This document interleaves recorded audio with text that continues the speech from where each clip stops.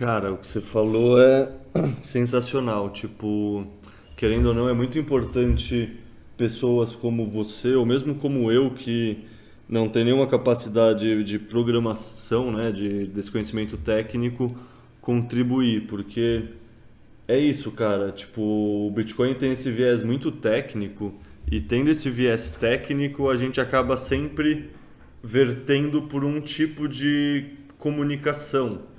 E isso é um problema, porque o ser humano é muito diverso e não é porque a maioria dos bitcoinheiros são de um jeito que a maioria dos seres humanos no mundo real é desse mesmo jeito. E tipo, Então, o poder de uma desculpa. história, né, é algo que realmente comunica muito mais para uma pessoa média do que um manual de instrução ou uma caixa de especificações técnicas. Exato, exato. E assim, eu vejo que o ambiente, né, a comunidade Bitcoin, ela é predominantemente povoada por um certo perfil de pessoas que têm facilidade para ler, para absorver conteúdo puramente técnico, né?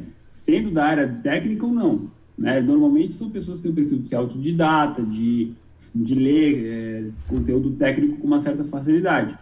E eu acho legal, né? Não sei se isso é tão relevante agora ou não, mas eu acho legal a gente atrair outra galera, né? Para esse buraco negro, digamos assim, né? Para essa outra galera também contribuir com as suas habilidades. E eu comecei a pensar sobre isso, fazendo aí algumas comparações do quanto que é importante a gente atuar nessa área, produzir conteúdo assim de entretenimento, digamos, e comecei a pensar em algumas coisas, por exemplo, a gente teve até recentemente aí, entre nós, vivos, digamos assim, uma das mentes mais brilhantes do século, né? Do século passado, pelo menos, e do começo desse, que foi o Stephen Hawking. E esse cara, ele, genial como foi, ele, além de escrever apenas conteúdo técnico, ele quis se dedicar também à produção de conteúdo de mais amplo acesso, né? Ele escreveu alguns livros para leigos, né? E enfim, então acho que o mais famoso dele é Uma Breve História do Tempo, se eu não estou enganado. E foi um best-seller, vendeu muito. Mas, mesmo tendo um cara como ele, genial, né?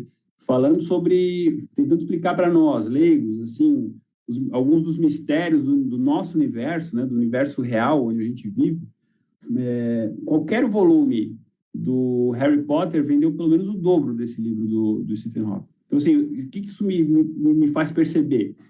Que tem um universo muito maior de pessoas dispostos a ler sobre um universo fictício que não existe, do que pessoas dispostas a ler, ainda que numa linguagem bem acessível, sobre o nosso universo, né?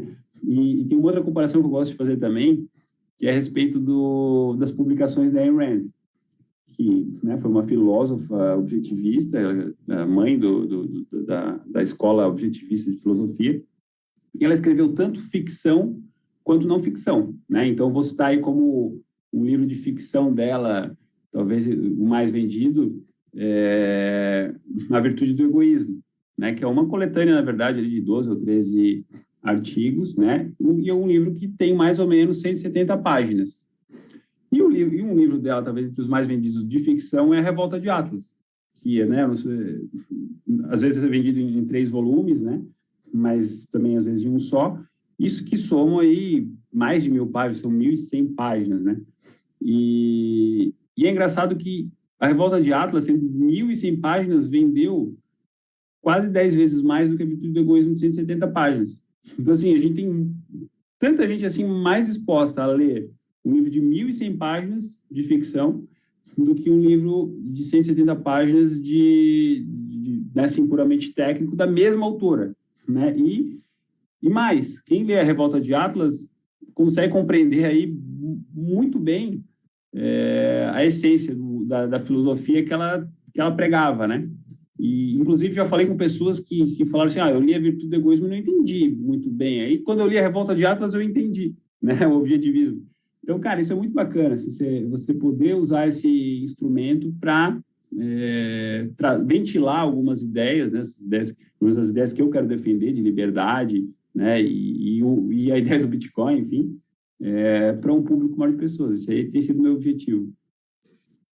Rafael, se me permite complementar, eu acho que um dos grandes motivos disso, né, está associado ao sentimento de total incapacidade que o ser humano tem hoje em relação ao status quo, né, aquele sentimento de que ele não é capaz de mudar nada, né, de que ele não é capaz de mudar o mundo em que ele vive, né, o ambiente que ele está inserido.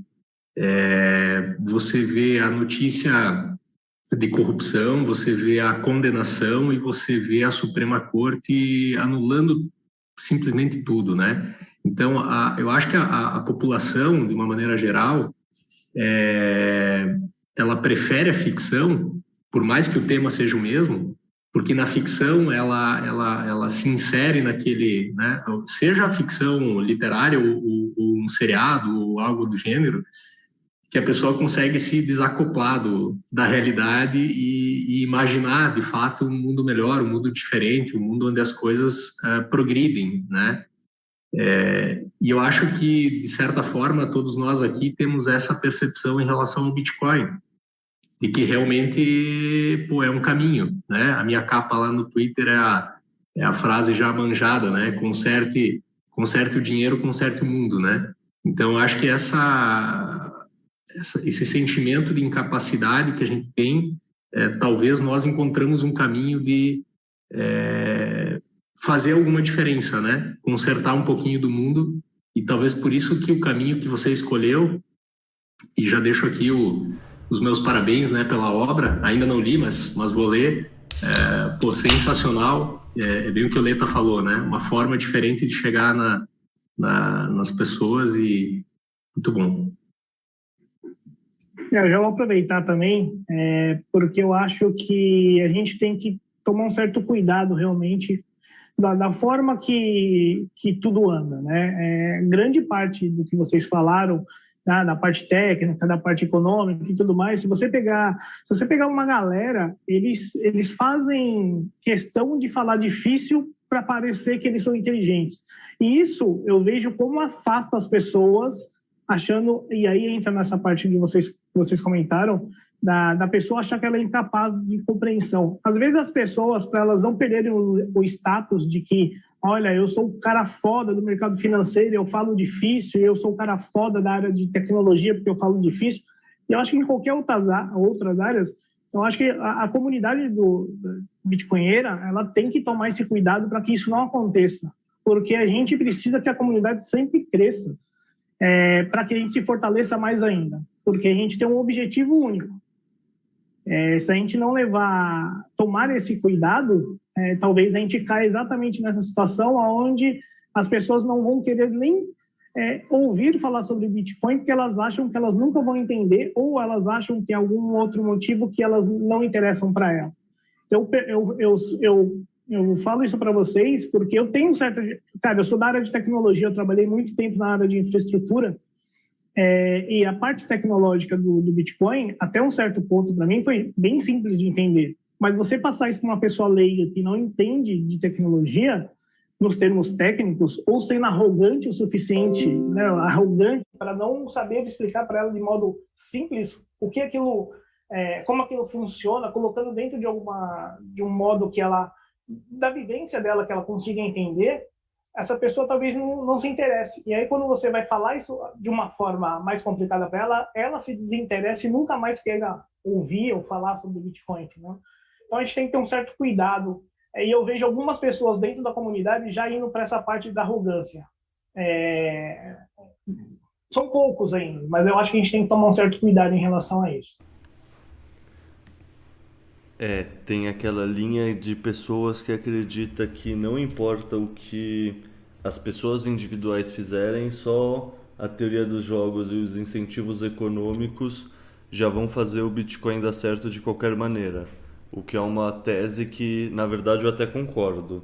Mas, ao mesmo tempo, eu escolho essa abordagem de construir ponte também. Eu acho que ela sei lá, você pode escolher não, você pode tentar influenciar em qual trajetória o ativo o ativo no caso do Bitcoin vai tomar, né? Você pode tentar influenciar mais pessoas a adotarem, então ser um negócio com menos atrito, ou você pode influenciar fazendo mais pessoas não gostarem do Bitcoin e, portanto, vai ser uma trajetória possivelmente com mais atrito.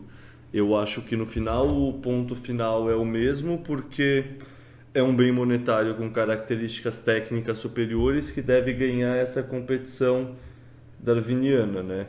Mas eu concordo com a ideia de que quanto mais pontos a gente construir, mais a gente, no mínimo, tenta influenciar o processo de adoção ser mais tranquilo. E querendo ou não, se dá para tentar influenciar,